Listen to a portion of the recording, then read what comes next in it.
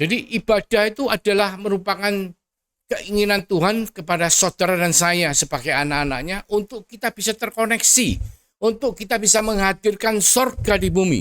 Sehingga terjadilah dalam kehidupan kita seperti yang Tuhan mau. Ketika kita mempersembahkan kehidupan kita sebagai ibadah kita, apa yang kita lakukan sehari-hari itu anggaplah sebagai ibadah kepada Tuhan. Maka kita akan mengubah diri kita menjadi tidak serupa seperti dunia. Supaya apa? Supaya kita tahu, bisa membedakan mana yang baik, mana yang berkenan, bahkan mana yang sempurna. Shalom, puji Tuhan. Pada hari ini kita masuk dalam ibadah online. Mari kita sebelum mendengar apa yang menjadi isi hati Tuhan, kita berdoa, kita persiapkan hati kita semua untuk menjadi lahan yang subur untuk firman Tuhan. Terima kasih Tuhan Yesus untuk berkat firman-Mu, untuk kasih karunia anugerah perlindungan-Mu, sehingga kami hari ini saat ini juga boleh mempersiapkan hati kami untuk menjadi lahan yang subur ditaburi oleh kebenaran firman-Mu. Karena kami percaya ketika firman itu boleh tertaburkan dalam kehidupan kami, sehingga kami boleh mengerti dan kami bahkan boleh Kau jadikan pelaku-pelaku daripada firman itu Tuhan. Maka kehidupan kami akan menjadi lebih baik. Dan biarlah itu semua terjadi untuk kemuliaan-Mu semata-mata. Berkati setiap daripada kami yang mendengar. Dalam nama Yesus Kristus kami mengucap syukur, kami berdoa. Amin. Puji Tuhan. Kita tentunya menyadari bahwa akhir-akhir ini dengan perubahan generasi demi generasi ya, maka cara hidup, gaya hidup, dan semuanya sudah berubah. Dan Alkitab ternyata sudah menuliskan mengenai hal itu semua. Bahkan pada perikop zaman akhir ya, di 2 Timotius 3, kita lihat mulai ayat 3 ya. Dikatakan, mulai ayat 1 ya, dikatakan, ketahuilah bahwa pada hari-hari terakhir akan datang masa yang sukar. Manusia akan mencintai dirinya sendiri dan menjadi hamba uang. Mereka akan membual dan menyombongkan diri. Mereka akan menjadi pemfitnah. Mereka akan berontak terhadap orang tua dan tidak tahu berterima kasih. Tidak mempedulikan agama. Tidak tahu mengasihi, tidak mau berdamai, suka menjelekkan orang, tidak dapat mengekang diri, garang, tidak suka yang baik, suka mengkhianat, tidak berpikir panjang, berlagak tahu, lebih menuruti hawa nafsu daripada menuruti Allah. Secara lahiriah mereka menjalankan ibadah mereka, tetapi pada hakikatnya mereka memungkiri kekuatannya. Jauhilah mereka itu. Nah saudara, setelah kita membaca 2 Timotius 3 mulai ayat 1 sampai 5. Ternyata surat Timotius itu sudah menggambarkan pada zaman akhir hari-hari ini. Dan ini dikatakan bukan hanya terhadap orang dunia, tetapi khususnya dikatakan terhadap anak Tuhan. Karena dikatakan di sini secara lahiriah mereka menjalankan ibadah mereka. Jadi mereka itu beribadah kepada Tuhan. Tetapi pada hakikatnya mereka memungkiri kekuatannya. Dikatakan jauhilah mereka itu. Jadi saya percaya bahwa firman Tuhan ini ditujukan kepada kita semua sebagai anak-anak Tuhan ya. Pada zaman-zaman akhir di mana kita tahu bahwa banyak hal terjadi dan apa yang Alkitab katakan semua itu baik. Dan sudah dari zamannya surat Timotius, zamannya Rasul Paulus ya, ketika beliau menulis surat ini ditujukan kepada Timotius untuk dibagikan kepada para jemaat pada waktu itu. Nah, kita tahu itu. Tentunya kita tidak kepingin menjadi bagian daripada yang disebut orang-orang Kristen pada akhir zaman yang secara lahiriah kita ibadah. Tetapi dikatakan kita memungkiri kekuatan Tuhan. Kita tidak percaya sama Tuhan. Jadi banyak dari anak-anak Tuhan itu mereka beribadah tetapi tidak menyadari atau bahkan memungkiri kekuatan daripada Tuhan. Dan itu adalah hal yang harus kita hindari. Bagaimana caranya kita menghindari? Kita lihat di Roma 12 ayat 1 dikatakan perikopnya adalah living sacrifice atau hakikat ibadah ya. Dikatakan karena itu saudara-saudara, demi kemurahan Allah aku menasihatkan kamu supaya kamu mempersembahkan tubuhmu sebagai persembahan yang hidup, yang kudus dan yang berkenan kepada Allah. Itu adalah ibadahmu yang sejati. Jadi dikatakan ibadah yang sejati atau hakikat ibadah itu bagaimana?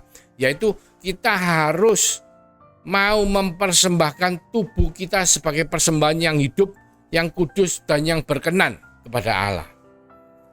Bagaimana mempersembahkan hidup kita sebagai persembahan yang kudus? Itu kita lihat di terjemahan dari Message ya. Dikatakan Rome 12 ayat verse 1 dikatakan, take your everyday ordinary life, your sleeping, eating, going to work and walking around life, and place it before God as an offering. Embracing what God does for you is the best thing you can do for Him.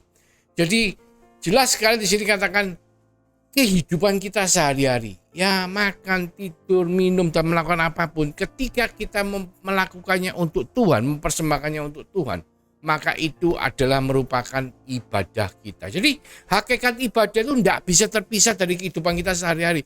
Bukan hanya sekedar pada waktu hari Minggu kita datang ke gereja atau pada waktu kita doa malam, itu adalah ibadah kita. Tetapi jadikanlah kehidupan sehari-hari kita itu menjadi ibadah kita.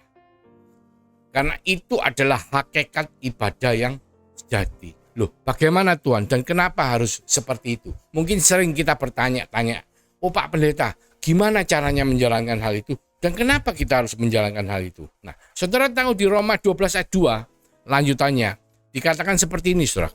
Janganlah kamu menjadi serupa dengan dunia ini, tetapi berubahlah oleh pembaruan budimu, sehingga kamu dapat membedakan manakah kehendak Allah, apa yang baik, yang berkenan kepada Allah, dan yang sempurna.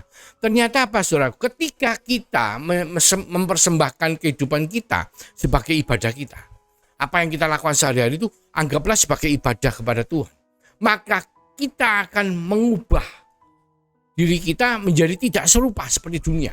Supaya apa? Supaya kita tahu, bisa membedakan mana yang baik, mana yang berkenan, bahkan mana yang sempurna di hadapan Allah.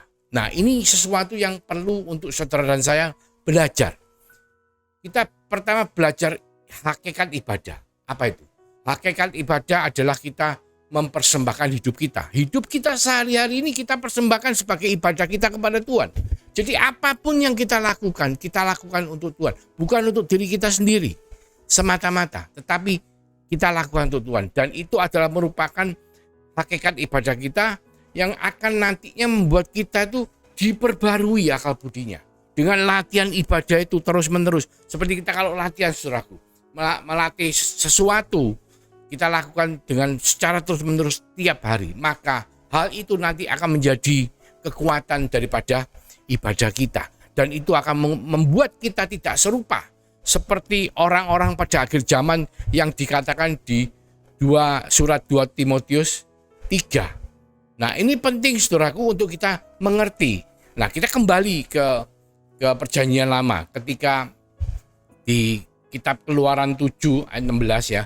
Itu dikatakan pertama kali mengenai ibadah di kitab Keluaran dikatakan seperti ini. Dan katakanlah kepadanya, Tuhan Allah orang Ibrani telah mengutus aku kepadamu untuk mengatakan, itu Musa yang ngomong kepada Firaun, biarkanlah umatku pergi supaya mereka beribadah. Ya, ibadah pakai bahasa Ibrani-nya aubat ya.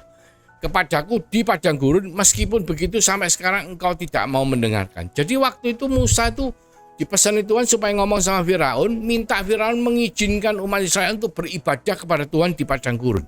Dan ibadahnya dikatakan adalah pakai kata-kata aubat ya.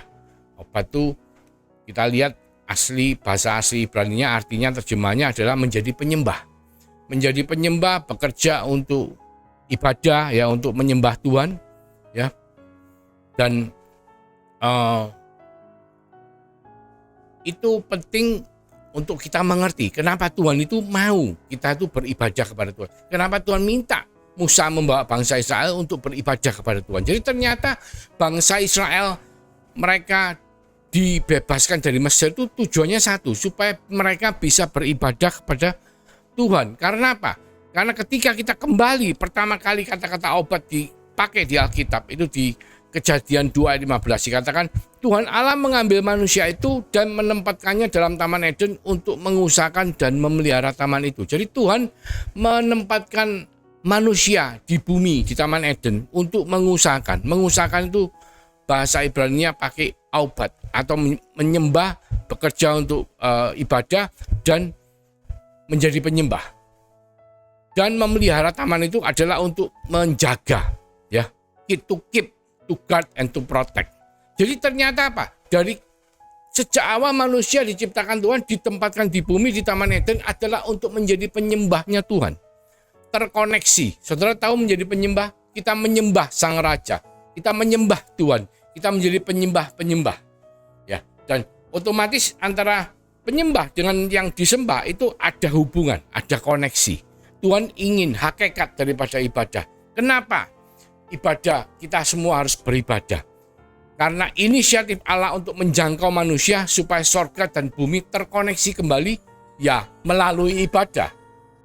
Jadi ibadah itu adalah merupakan keinginan Tuhan kepada saudara dan saya sebagai anak-anaknya untuk kita bisa terkoneksi, untuk kita bisa menghadirkan sorga di bumi. Sehingga terjadilah dalam kehidupan kita seperti yang Tuhan mau. Jadi begitu pentingnya ibadah, saudaraku. Karena dengan ibadah, ketika kita melatih ibadah kita dan mempertemukan itu. Jadi ibadah itu bukan cuma sekedar kita datang ke gereja terus belajar untuk melakukan liturgi gereja. Terus kita katakan itu ibadah. Enggak. Tapi ibadah itu adalah pertemuan antara sorga dan bumi. Yang mana karena kematian Yesus Kristus di atas kayu salib dan kebangkitannya pada hari yang ketiga, membuat setiap daripada kita yang percaya beriman kepada Dia, ketika kita berdoa, kita bisa menghampiri tahta kasih karunia-Nya oleh karena urapan Roh Kudus. Dan otomatis dengan sendirinya seperti yang dikatakan di 2 Korintus 3:18 bahwa dengan ibadah yang benar itu Tuhan akan mengubah kita menjadi makin serupa Kristus, ya. Firman Tuhan mengatakan, dan kita semua mencerminkan kemuliaan Allah dengan muka yang tidak berselubung. Dan karena kemuliaan itu datangnya dari Tuhan yang adalah Roh, maka kita diubah menjadi serupa dengan gambarnya dalam kemuliaan yang semakin besar. Jadi kita makin hari makin kita ibadah, kita makin diubah menjadi makin serupa seperti Tuhan. Saudara masih ingat ketika Musa disuruh Tuhan membawa bangsa Israel keluar dari Mesir untuk menuju tanah Kanaan.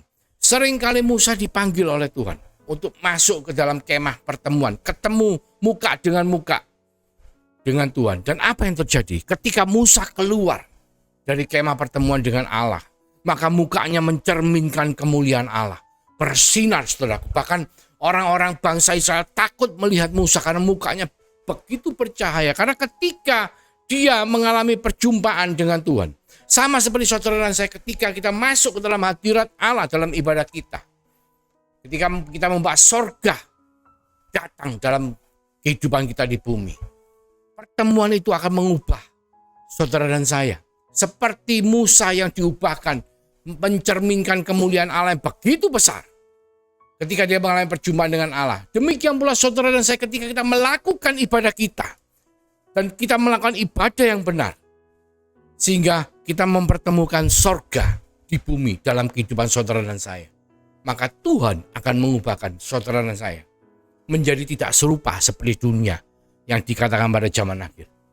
Tapi kita akan tahu manakah kehendak Allah yang baik, yang berkenan, bahkan yang sempurna. Ya, mungkin secara real dalam kehidupan kita bergereja, dalam kehidupan kita berjemaat, dalam kehidupan kita menjadi pengikut-pengikut Kristus, kita mengalami banyak hal dalam kehidupan kita di dunia ini. Tetapi jangan lupa, kita harus melatih ibadah kita, mengerti hakikat ibadah yang benar itu bagaimana. Karena itu akan mengubahkan saudara dan saya makin hari makin menyerupai Kristus. Oleh karena itu saudaraku, pakai waktu hari Minggu ini untuk betul-betul bisa melatih ibadah saudara, sehingga saudara bisa mengalami Tuhan dalam setiap ibadah yang kita lakukan. Baik itu di dalam gereja maupun di dalam kehidupan doa kita sehari-hari di rumah. Saudara. Karena itu akan mengubah saudara dan saya, akan mengubah kehidupan kita semua, karena kita sedang melatih bagaimana kita mengizinkan sorga mengintervensi bumi melalui kehidupan saudara dan saya dengan latihan ibadah kita. Selamat hari Minggu, selamat beribadah. Mari kita tundukkan kepala. Terima kasih Tuhan untuk berkat firman-Mu yang mana kami percaya ketika kita melakukan dalam kehidupan kita sebagai anak-anak-Mu Tuhan. Maka Engkau akan mengubah setiap daripada kita, kami, menjadi makin hari makin menyerupai yang Tuhan mau. Sehingga kami bisa tahu manakah kehendak Tuhan yang baik, yang berkenan, bahkan yang sempurna. Terima kasih Bapa. Izinkan sorga mengintervensi bumi melalui kehidupan kita semua yang mau melatih ibadah kita. Supaya berkat yang daripada Allah Bapa melalui kasih karunia daripada Tuhan Yesus Kristus yang telah dimeteraikan oleh Roh Kudus yang selalu menyertai, melindungi, memberkati setiap daripada kita. Mulai sekarang Tuhan, sampai Engkau datang yang 2 kalinya, bahkan sampai Maranatha. Di dalam nama Tuhan Yesus, sama-sama mengucap syukur dan mengatakan haleluya, amin. Tuhan Yesus memberkati.